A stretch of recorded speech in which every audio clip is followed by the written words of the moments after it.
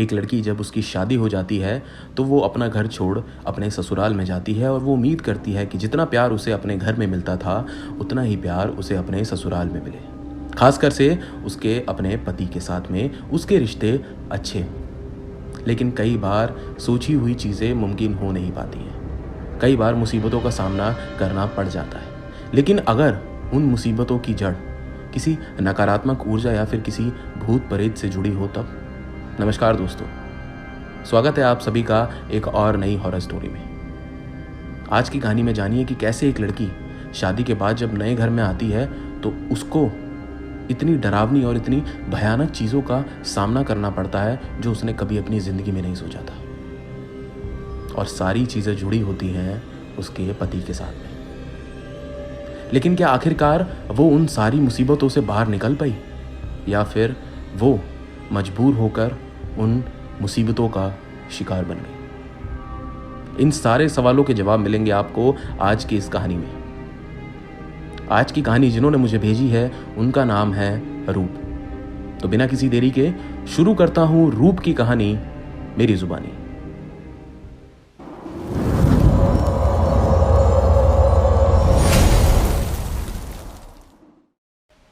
मेरी उम्र 24 साल की थी जब मेरी शादी फिक्स हो गई थी।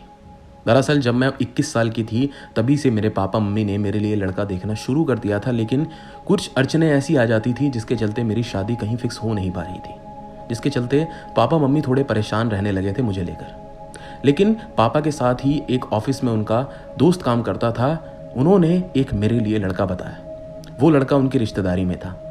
पापा ने वो लड़का देखा, लड़का इंजीनियर था। लड़का पापा को पसंद आ गया। उसके बाद फिर हम दोनों को आपस में मिलाया गया, हमारी बातें हुई और उसके बाद मेरा रिश्ता उसके साथ तय कर दिया गया था। लड़का मुझे भी बहुत पसंद था। उसका नेचर, उसका स्वभाव बहुत अच्छा था। लेकिन एक पल में किसको इतना जान सकते थे।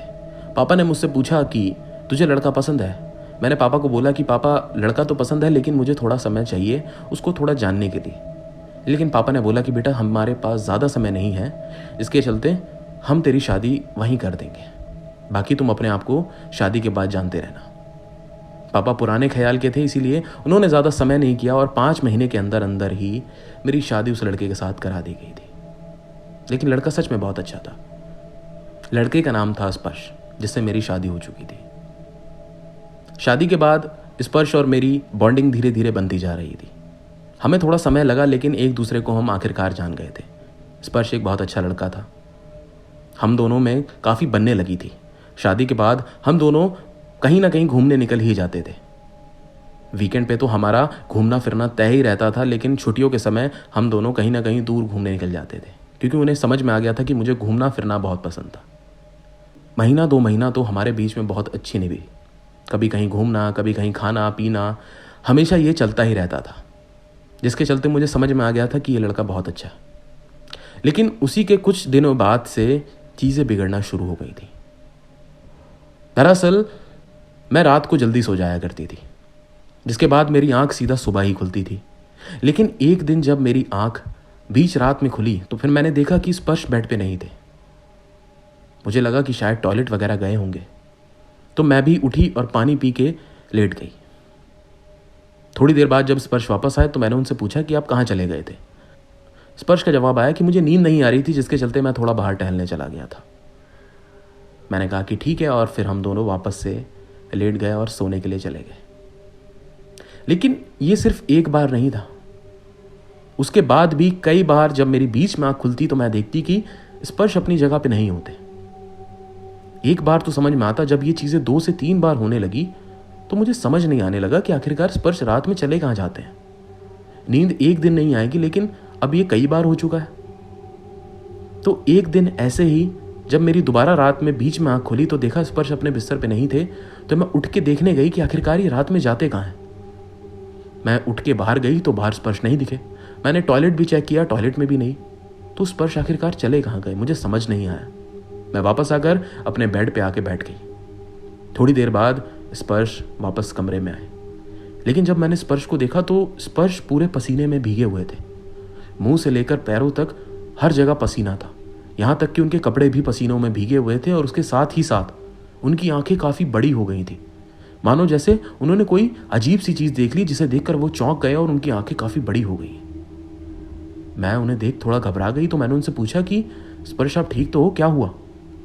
लेकिन स्पर्श ने कोई जवाब नहीं दिया और चुपचाप आकर बेड पे आके लेट गए।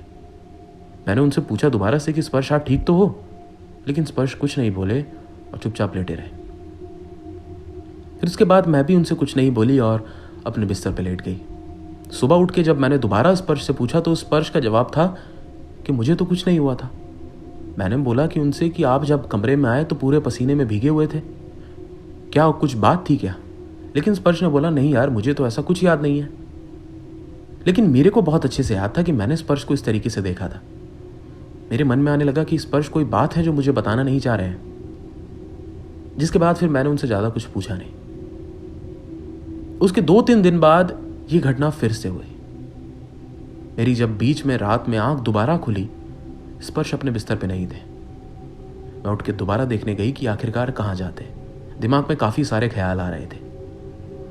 लेकिन उस दिन मैंने देखा कि बाथरूम की लाइट जल रही थी, तो मुझे लगा कि शायद आज बाथरूम में गए हैं। लेकिन जैसी जैसी मैं बाथरूम के करीब बढ़ रही थी तो मुझे स्पर्श की आवाज़ सुनाई दे रही थी, और जैसी मैं बाथरूम के पास पहुंच गई तो मुझे स्पर्श की कुछ इस तरीके की आवाज़ सुनाई दी जो आम तौर पर मैंने उनकी कभी नहीं सुनी। दरअसल उनकी आवाज़ इस प्रकार से आ रही थी जैसे इंसान को जब ठंड लगती है और वो कपकपाता है और उसके मुंह से जब आवाज़ निकलती है ठिठुरती हुई, बिल्कुल वैसी। ये आवाज़ सुनकर मुझे समझ नहीं आया कि स्पर्श के साथ हो क्या रहा है। मैंने गेट खोलने की कोशिश करी तो गेट अंदर से लॉक था। तो मैंने बाहर से स्पर्श को आवाज़ मारी और गेट पे हाथ मारा तो एकदम से स्पर्श की आवाज़ रुक गई। उनकी आवाज़ अब नहीं आई। मुझे समझ नहीं आया कि स्पर्श आखिरकार इन्हें हो क्या गया है। मैंने दोबारा से उनको आवाज़ मारी लेकिन ना वो गेट खोल रहे ना आप कोई आवाज़ आ रही। मुझे थोड़ा अजीब लगने लगा था। थोड़ी देर बाद मैं अपने बिस्तर पे आके बैठ गई और वो भी थोड़ी देर बाद पीछे पीछे रूम में आ गए। जब वो रूम में आए तो आज भी उनकी हालत बिल्कुल वैसी ही थी जैसे उस दिन मैंने देखी थी। पसीनों में पूरे भीगे हुए थे और आंखें बड़ी बड़ी खुली हुई। मैंने उनसे फिर पूछा कि आपके साथ हुआ क्या है, आप क्या करते हो रात में उठ कर, और अंदर बाथरूम में क्या कर रहे थे और वो कैसी आवाज़ थी? लेकिन नहीं, स्पर्श ने पलट कर कुछ जवाब तक नहीं दिया और चुपचाप बिस्तर पर आके लेट गए।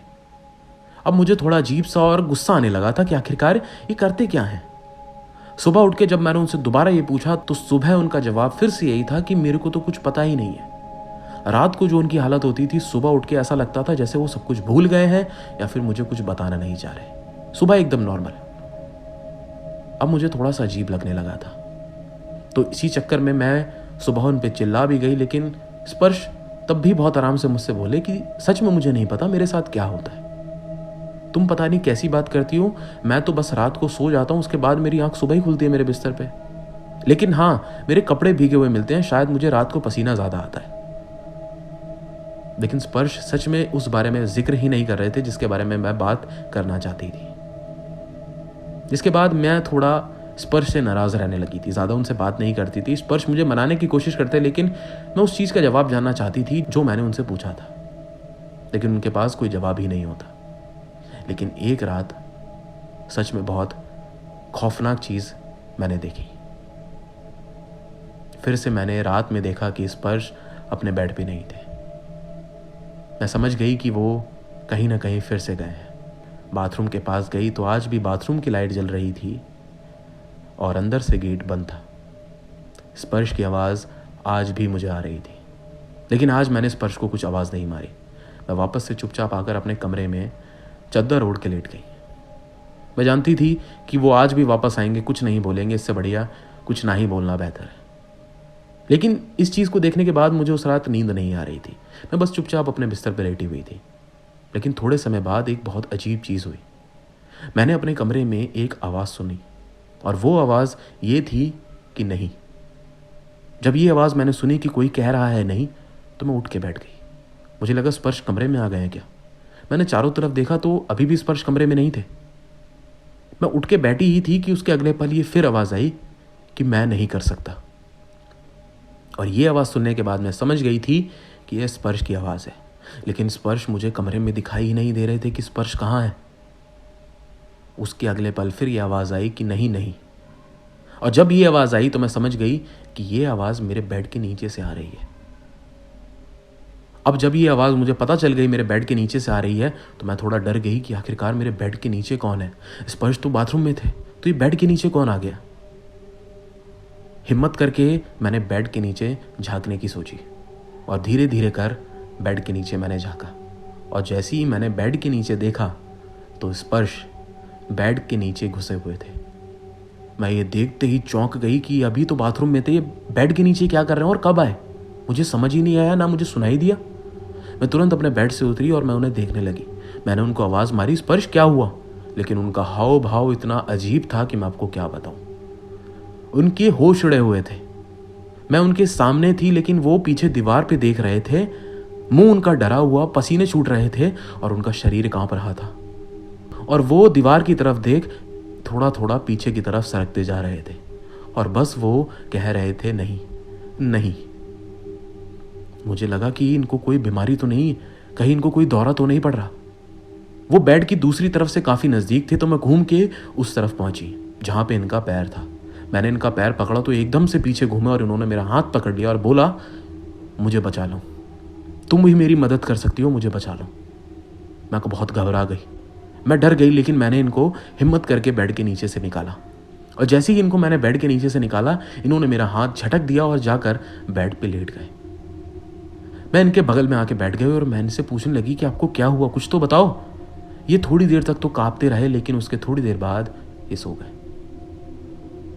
मैं पूरी रात इसी बारे में सोचती रही कि आखिरकार इनको हुआ क्या है, क्या हो जाता है, लेकिन मुझे भी पता नहीं चला कि कब सोचते सोचते मेरी भी आंख लग गई। जब सुबह मेरी आंख खुली तो देखा बेड पे वो दोबारा नहीं थे, लेकिन जब किचन में जाके देखा तो किचन में वो सुबह का नाश्ता बना रहे थे। सुबह एकदम नॉर्मल। उन्होंने मुझे देखा, एक स्माइल दी और बोला गुड मॉर्निंग। लेकिन मैं उनसे जाकर सबसे पहली जो चीज़ मैंने ये पूछी कि आपको रात को क्या हो गया था और आप बेड के नीचे क्या कर रहे थे। स्पर्श ने फिर मुझसे बोला कि मुझे कुछ नहीं पता रूप कि मेरे को क्या हुआ और तुम किस बारे में बात करती हो। तुम्हें कोई डरावना सपना तो नहीं आता, और तुम रात को मेरे बगल में बैठी क्या कर रही थी। यकीनन स्पर्श को रात के बारे में कुछ भी नहीं पता था। मुझे बहुत गुस्सा आने भी लगा था कि आखिरकार ये ऐसा क्यों करते हैं। अगर कोई बात है तो मुझे बताएं, अगर कोई परेशानी है तो बताएं, लेकिन ये तो कुछ भी नहीं बताते। अब चीजें हद पार कर रही थी। मुझे डर भी लगता था और मुझे गुस्सा भी आता था, लेकिन उसी रात सारी चीज़ों ने अपनी असलियत दिखा दी। रात उस दिन मैं सोना नहीं चाहती थी। मैं चाहती थी कि आज मैं रात को जग के देखूं कि ये जाते कैसे हैं और करने क्या जाते हैं। मैंने बहुत देर तक कोशिश करी कि मैं जगी रहूं, लेकिन सुबह के काम किए हुए की वजह से मेरे शरीर में काफ़ी थकान थी और मेरी आंख कब लग गई मुझे पता नहीं चला। और जिसका डर था वही हुआ। जब नींद खुली तो देखा स्पर्श नहीं थे। मैं समझ गई कि वो फिर कहीं चले गए हैं। मैं सबसे पहले बाथरूम के पास ही गई, लेकिन आज बाथरूम का गेट खुला हुआ था। अंदर लाइट जल रही थी और थोड़े से खुले हुए गेट में मुझे स्पर्श अंदर खड़े दिखाई दे रहे थे। इसे देख मैं समझ गई कि आज मैं इनको पकड़ लूंगी कि आखिरकार करते क्या है। मैं अंदर गई और जैसे ही मैंने गेट खोला तो स्पर्श मेरी तरफ पलटे और स्पर्श का हाव भाव आज भी वैसी ही था। पसीने में भीगे हुए, बड़ी बड़ी आंखें, डरा हुआ चेहरा और कांपता हुआ शरीर, और आज उनके हाथ में एक बहुत बड़ा चाकू था।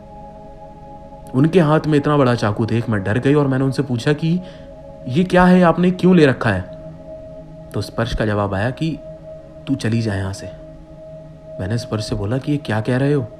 तो स्पर्श भागते हुए मेरे पास आए, अपनी बड़ी बड़ी आंखों से मुझे देखा और पास आकर बोला कि तू चली जा यहां से। मैं डर गई और मैं भागकर अपने बेड पे आकर बैठ गई और थोड़ी ही देर में भागते हुए स्पर्श भी मेरे सामने आ गए।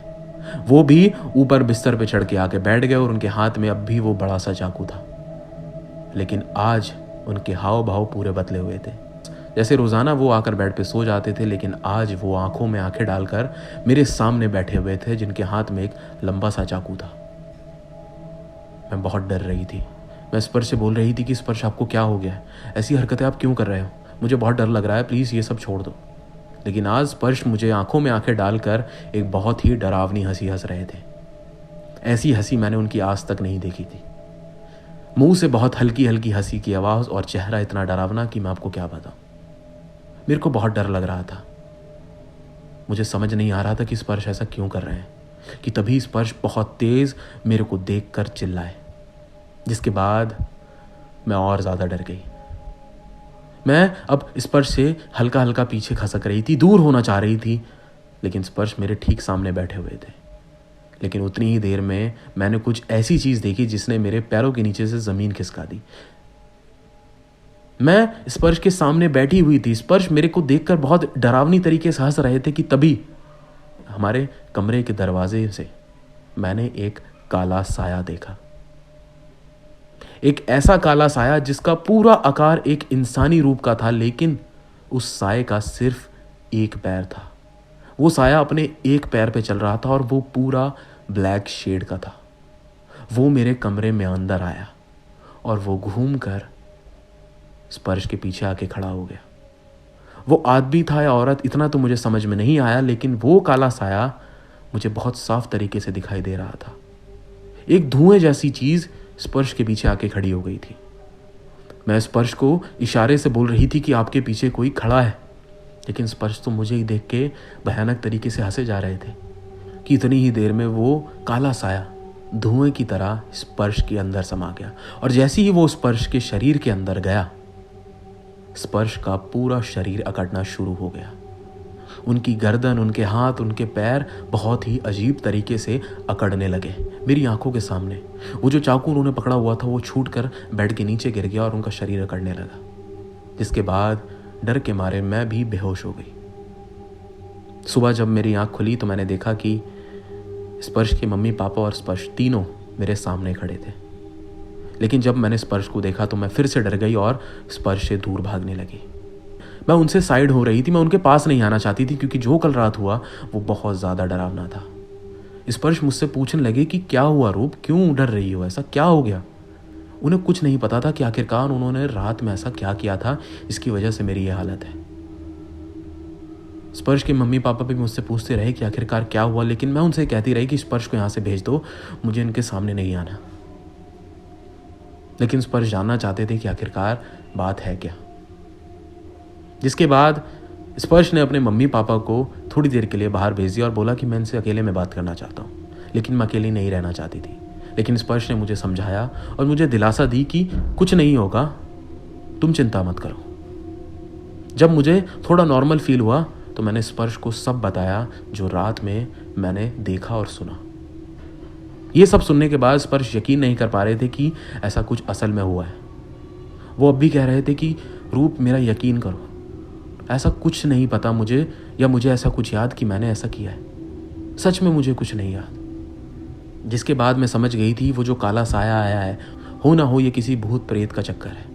जिसके बाद मैंने स्पर्श से बोला कि आप मेरे साथ मेरे शहर चलिए, वहाँ पे एक बाबा है, मैं उनसे बात करूँगी। स्पर्श थोड़ा शुरुआत में कह रहे थे कि ऐसी कोई बात नहीं है, हो सकता है हम डॉक्टर के पास चले जाएं, कोई समस्या हो तुम्हें या मुझे तो उसका सोल्यूशन वहाँ मिलेगा, बाबा के पास क्या जाना। लेकिन मैं ज़बरदस्ती उनको अपने शहर लेकर गई और उन बाबा के पास लेके गई।